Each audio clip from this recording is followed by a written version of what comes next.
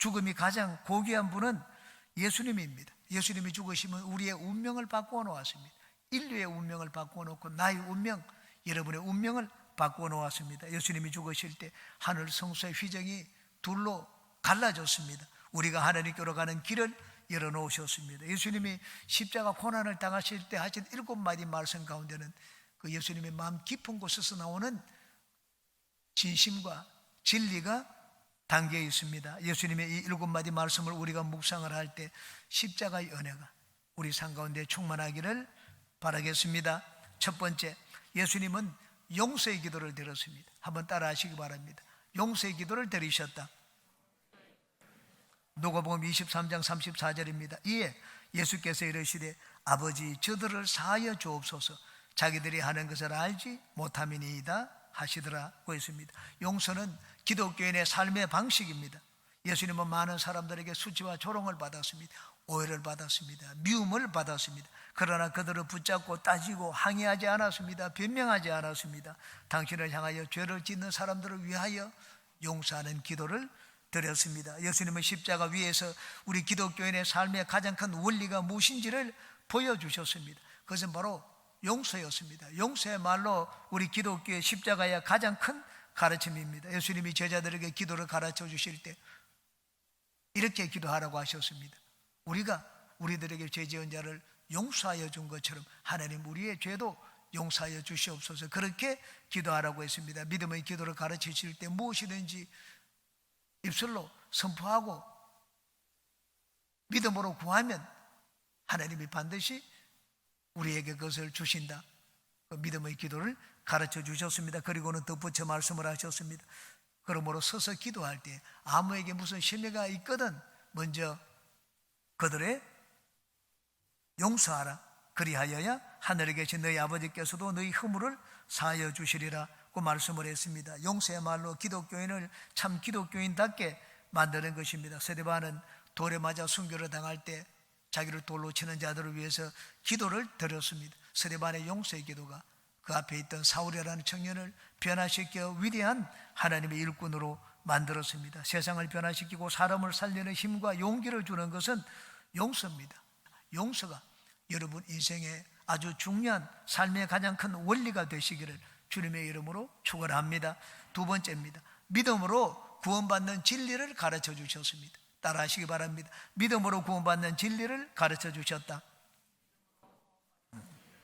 누가복음 23장 43절입니다. 예수께서 이르시되 내가 진실로 네게 이르노니 오늘 네가 나와 함께 낙원에 있으리라고 말씀을 했습니다. 구원의 길이 어디에 있습니까? 인간의 선행과 의로움에 달려있지 않습니다. 예수님은 이 말씀을 선을 행한 자에게 주시지 않았습니다. 의로운 자에게 하시지 않았습니다.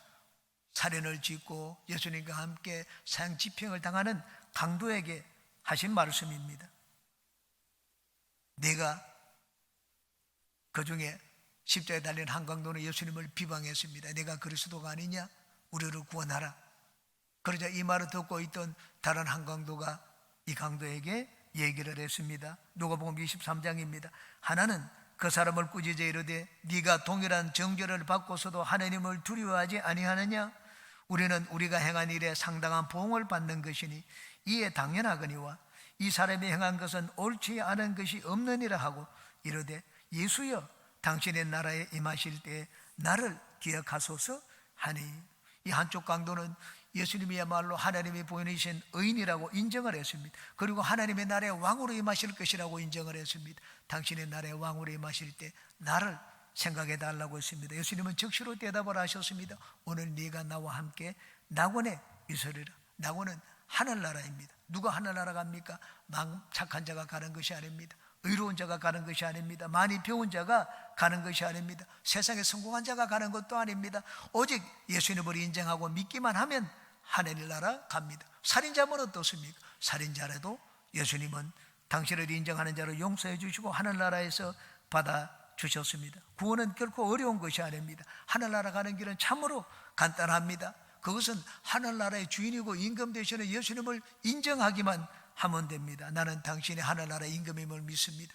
하늘나라에서 나를 기억해 주소서. 그렇게 고백하기만 하면 주님은 하늘나라에서 우리를 받아주십니다. 여러분 믿음이 무엇입니까? 믿음은 예수님을 인정하는 것입니다. 예수님이 하늘나라 길을 십자가에서 마련해 놓으셨다. 인정하면 우리는 구원을 얻습니다. 예수님은 십자가에서 내 삶의 모든 필요를 다 해결해 놓으셨다.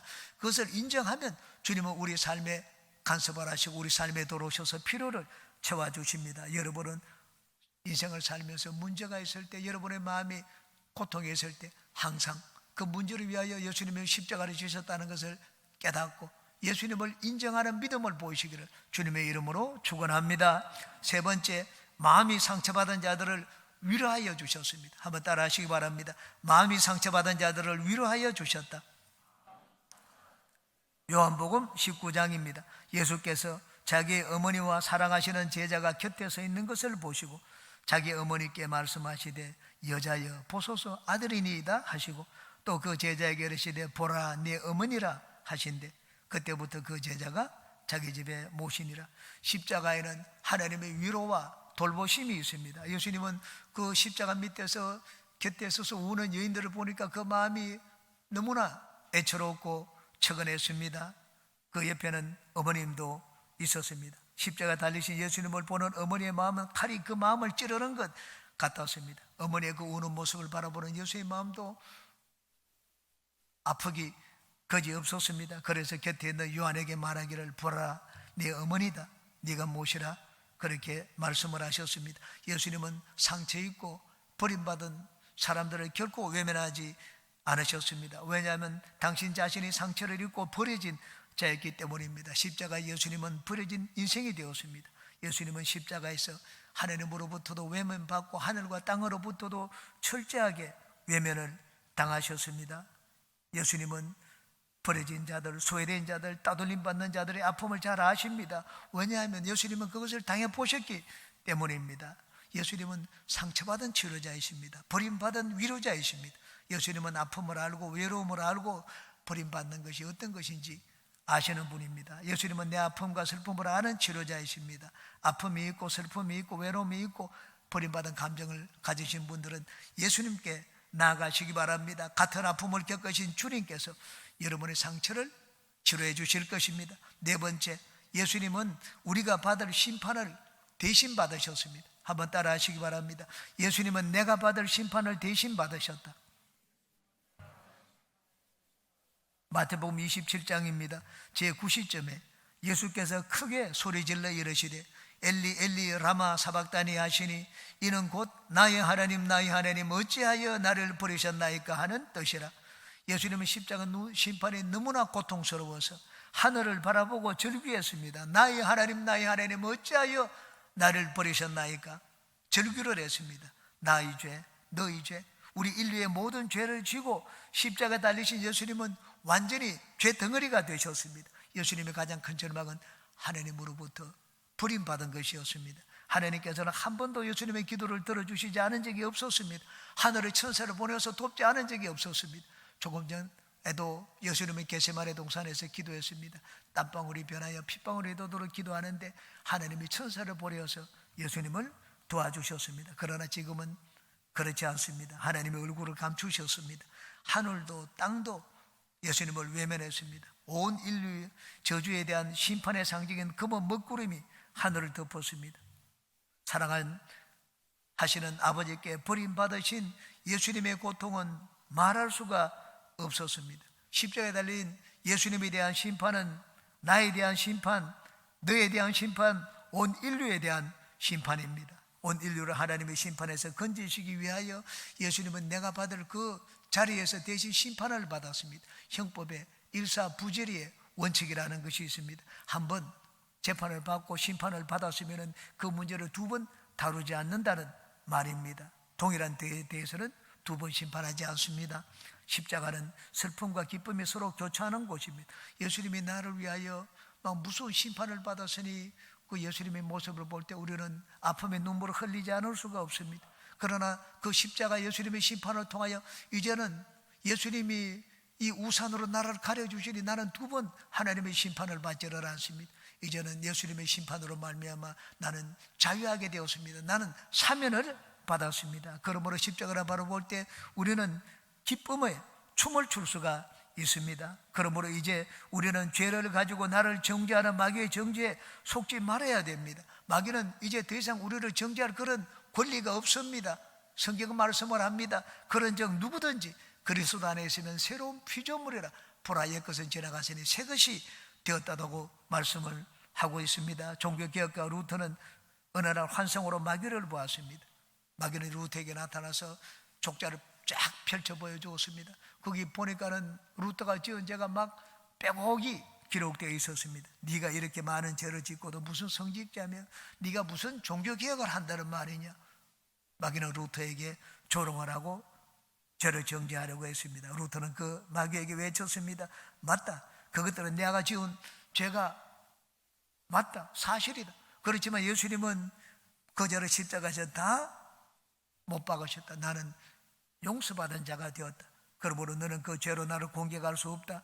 예수 이름으로 명하노니 물러가라. 마귀에게 외쳤습니다. 그러자 마귀는 따라갔습니다. 마귀는 오늘날도 마찬가지입니다.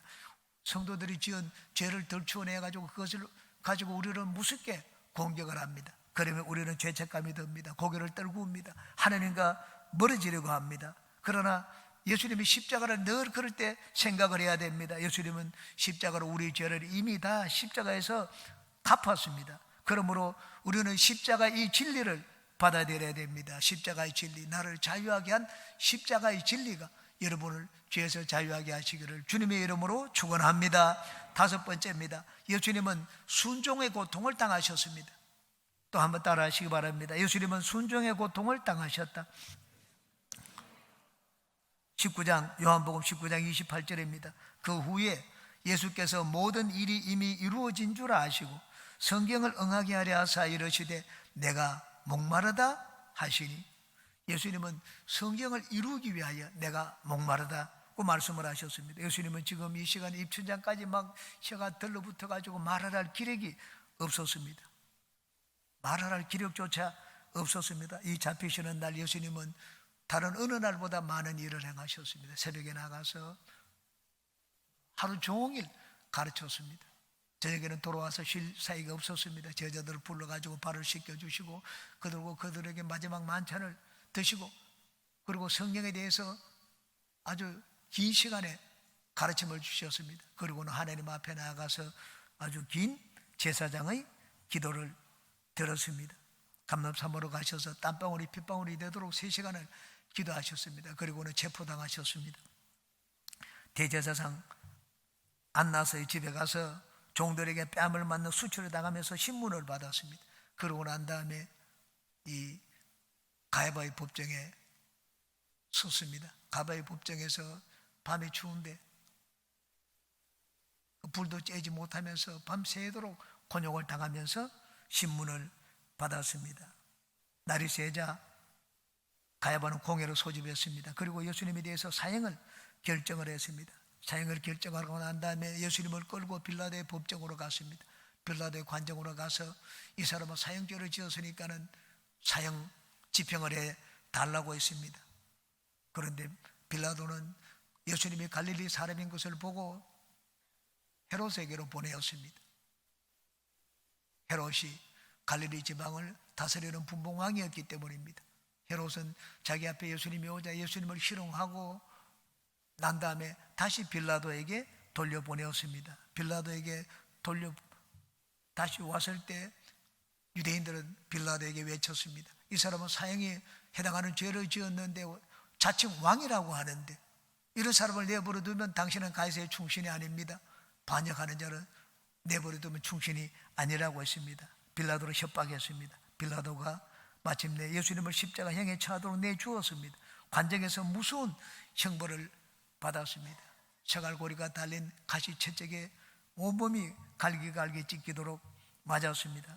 그리고는 가시 면류관을 쓰고 형장으로 끌려가는데 이마에는 선지뼈가 흐르고 피를 너무 많이 흘려서 그 형틀을 끌고 갈 힘이 없었습니다. 그래서 옆에 있던 구레대 시몬이 예수님의 십자가를 대신 지고 골고다 형장까지 갔습니다. 9시에 십자가에 달리신 후 오후 3시가 되자 운명을 하셨습니다. 보통 십자가형을 받는 자들은 2, 3일 동안 십자가에 달려 있습니다. 목숨이 붙어 있기 때문입니다. 그러나 예수님은 너무나 피곤하시고 피를 많이 흘리셨기 때문에 불과 6시간 만에 돌아가셨습니다. 예수님은 아버지 하나님의 말씀에 순종하기 위하여 이 모든 고통을 받으셨습니다. 그리고 극심한 고통을 당하는 가운데서도 마지막 말씀을 하셨습니다. 목마르다고 말씀을 하셨습니다. 시편 69편 21절입니다. 그들이 쓸개를 나의 음식물로 주며 목마를 때에는 초를 마시게 하였사오니. 식초를 마셔야 됩니다. 식초를 마시기 위하여 예수님은 성경에 있는 말씀을 생각했습니다. 그래서 목마르다고 말씀을 했습니다. 이 말씀을 하자 옆에 있던 군사 하나가 신포도주를 이 해면에 적셔가지고 신포도주를 적셔가지고 예수님의 예배되었습니다. 마지막에 그 신포도주를 마시고는 예수님이 운명을 하셨습니다. 예수님은 철저하게 이 땅에 오셨을 때 하나님께 순종하기 위하여 이 땅에 오셨습니다. 나중에는 십자가에 달려 죽기까지 순종을 했습니다. 빌립보서 2장 8절입니다. 사람의 모양으로 나타나사 자기를 낮추시고 죽기까지 복종하셨으니 곧 십자가에 죽으심이라고 말씀을 했습니다. 예수님의 순종으로 말미암아 이제 우리의 불순종의 영이 떠나가게 되었습니다. 아담 이후로 모든 인간은 불순종의 영 아래 있습니다.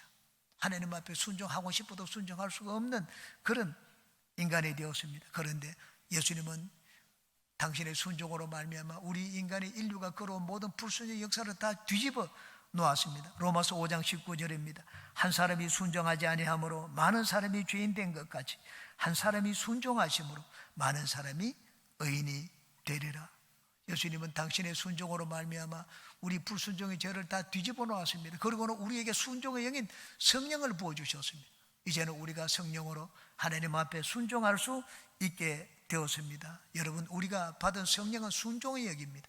우리는 더 성령으로 충만하여 하나님 앞에 순종하는 삶을 사는 우리 모두가 되시기를 주님의 이름으로 축원합니다. 6번째입니다. 예수님은 십자가 죽으심으로 하나님의 뜻을 온전히 이루셨습니다. 한번 따라 하시기 바랍니다. 예수님은 하나님의 뜻을 온전히 이루셨다. 요한복음 19장 30절입니다. 다 이루었다고 말씀을 했습니다. 예수님이 하나님의 뜻을 이루신 곳은 십자가입니다. 예수님은 왕이 되셔가지고 왕궁에서 하나님의 뜻을 이룬 것이 아니었습니다. 출세하고 세계를 정복해서 하나님의 뜻을 이룬 것이 아니었습니다. 깊은 산속에서 돌을 닦음으로 하나님의 뜻을 이룬 것이 아니었습니다. 예수님은 십자가 달려 돌아가심으로 하나님의 뜻을 이루었습니다. 어떻게 이루었습니까? 하나님의 뜻이 무엇입니까? 세 가지입니다. 첫째, 죄인된 우리를 살리시는 것입니다. 하나님은 죄인된 우리를 살리기 위해서 오래전부터 구원의 길을 계획해 놓았습니다. 하나님의 구원의 길을 선지자를 통하여 여러 가지 제도를 통하여 물건을 통하여 우리에게 이 모양 저 모양으로 보여주셨습니다.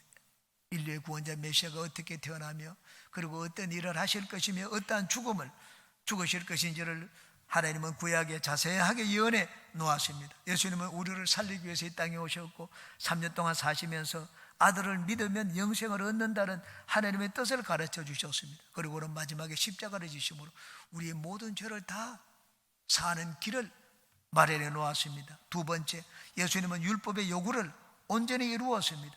여러분, 구원의 길을 마련하기 위해서는 의로운 자가 되어야 됩니다. 자기도 죄 가운데 있는데 누구를 위하여 구원의 길을 마련하겠습니까? 예수님이 의로운 자가 되기 위해서는 율법 아래 나셨기 때문에 율법을 온전히 이루어야 됩니다. 예수님은 율법을 폐하기 위해서 이 땅에 오시지 않았습니다. 나는 율법을 폐하러 온 것이 아니라 오히려 온전하게 하기 위하여 이 땅에 왔노라고 말씀을 하셨습니다. 그래서 예수님은 마지막 생명이 다하는 순간까지 율법을 철저하게 지켰습니다. 의의 길을 마련해 놓았습니다. 그러므로 이제 누구든지 예수님 안에 있으면 그 의의 길을 통하여 하나님께 나아갈 수가 있습니다. 하나님께 나아가는 길을 얻는 길은 예수님 안에 있습니다. 예수님의 의로움에 있습니다. 우리를 위하여 의로운 길을 만들기 위해서 예수님은 율법을 철저하게 지켰습니다. 세 번째, 예수님은 마귀의 모든 권세를 무장 해제시켰습니다. 하나님은 에덴 동산에서부터 예수님이 마귀의 권세를 깨뜨리실 것을 예언해 놓았습니다. 창세기 3장 15절입니다. 내가 너로 여자와 원수가 되게 하고 여자의 후손도 너와 원수가 되게 하리니 여자의 후손은 내 머리를 상하게 할 것이요 너는 그의 발꿈치를 상하게 할 것이라고 예언해 놓았습니다. 바울 사도는 십자가 이 비밀을 깨달았습니다. 그리고는 고백을 했습니다. 외쳤습니다. 통치자들과 권세들을 무력화하여 드러내어 구경거리로 삼으시고 십자가로 그들을 이기셨느니라. 십자가로 마귀의 권세로 완전히 무장 해제시켰다고 말씀을 했습니다. 하늘에 오르신 예수님이 이제는 마귀의 권세가 무장 해제되었다는 것을 우리에게 깨닫도록 하기 위하여 성령을 보내주셨습니다. 내가 가면 너에게 성령을 보내줄 테니 그가 오시면 죄에 대하여 의에 대하여 심판에 대하여 이 세상을 책망하시리라고 했습니다. 심판에 대하여라 하면 이 세상의 임금이 이미 심판을 받았음이라고 말씀을 했습니다. 마귀는, 이 세상 임금은 십자가에서 이미 심판을 받았습니다. 그러므로 이제 우리는 마귀를 더 이상 두려워할 필요가 없습니다. 마귀는 이제 종이 호랑이에 불과합니다. 예수 이름을 사용해 보십시오. 예수 이름을 사용하면 마귀는 떠나갑니다. 내 이름으로 귀신을 쫓아낼 것이라고 했습니다. 마귀를 대적하라. 그러면 그가 너희를 피하리라. 성경은 그렇게 말씀을 하십니다. 그러므로 여러분, 예수님께서 마귀의 권세를 십자가에서 완전히 정복하고 깨뜨리셨다는 것을 여러분 마음에 깊이 새기고 확신하시기 바랍니다. 여러분의 삶을 도둑질하고 죽이고 멸망시키는 마귀의 일들을 예수님의 이름으로 담대하게 내쫓는 모든 분들이 되시기를 주님의 이름으로 축원합니다. 마지막 7번째입니다. 예수님은 하나님을 절대 신뢰했습니다. 한번 따라 하시기 바랍니다. 예수님은 하나님을 절대 신뢰하셨다. 누가복음 23장 46절입니다. 예수께서 큰 소리로 불러 이르시되 아버지, 내 영혼을 아버지 손에 부탁하나이다 하고 이 말씀을 하신 후 숨지시니라. 내 영혼을 아버지 손에 맡긴다고 했습니다. 내가 의식이 있을 때는 내가 맡겨도 잘 맡겼는지 안 맡겼는지 알 수가 있습니다. 죽고 난 다음에는 내가 의식이 없습니다. 그런데 죽고 난 다음에 그 영혼을 아버지의 손에 맡겼습니다. 신뢰가 무엇입니까? 신앙이 무엇입니까? 믿음이 무엇입니까? 여러분, 신앙이라는 것은 하나님을 신뢰하는 것입니다. 믿음이라는 것은 하나님 앞에 신뢰를 보이는 것을 말합니다. 예수님은 하나님을 믿었습니다. 철저하게 하나님을 신뢰했습니다. 예수님은 하나님께 당신이 가진 것의 일부를 맡기지 않았습니다. 당신의 생명을 맡겼습니다. 육체만 맡기지 않았습니다.